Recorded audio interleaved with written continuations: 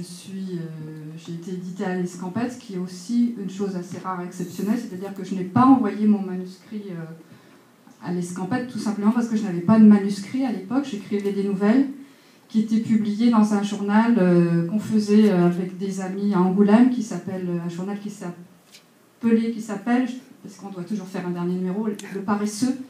Ça avait un format de journal. Et on publiait des nouvelles et des courts récits. Donc Jean-Paul faisait la mise en page, on a fait des salons du livre, on a essayé de le commercialiser, on a eu des abonnés, jusqu'à 500 abonnés pendant un moment. Et puis Claude a lu comme ça mes nouvelles, quelques textes dans Le Paresseux, et ces textes lui ont plu, et il m'a demandé si j'avais suffisamment de textes pour faire un livre qu'il avait envie de publier. Donc ça, c'est une chose qui ne doit pas arriver beaucoup dans la vie d'un auteur, qu'un éditeur vienne à lui sans avoir publié par avant. C'est assez exceptionnel.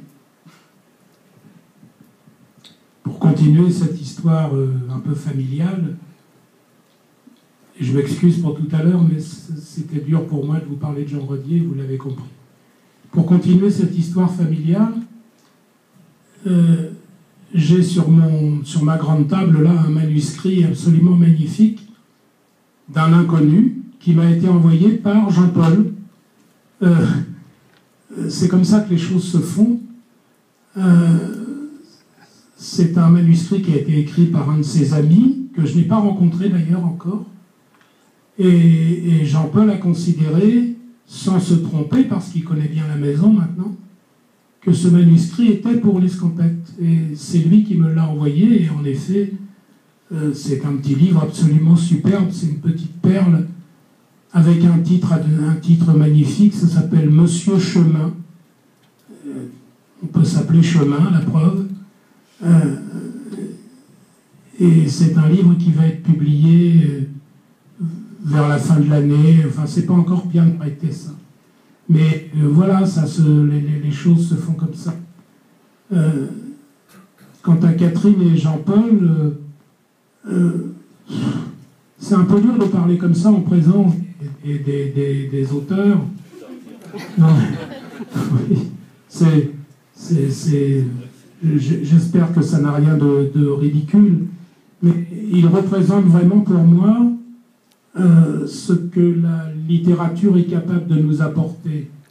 De beauté, bien sûr, mais de réflexion profonde sur l'existence.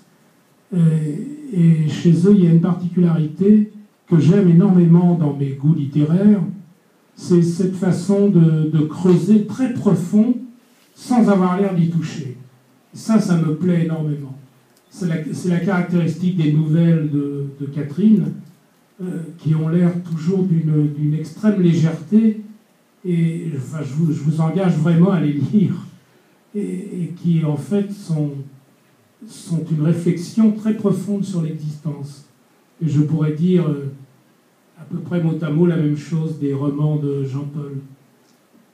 Voilà.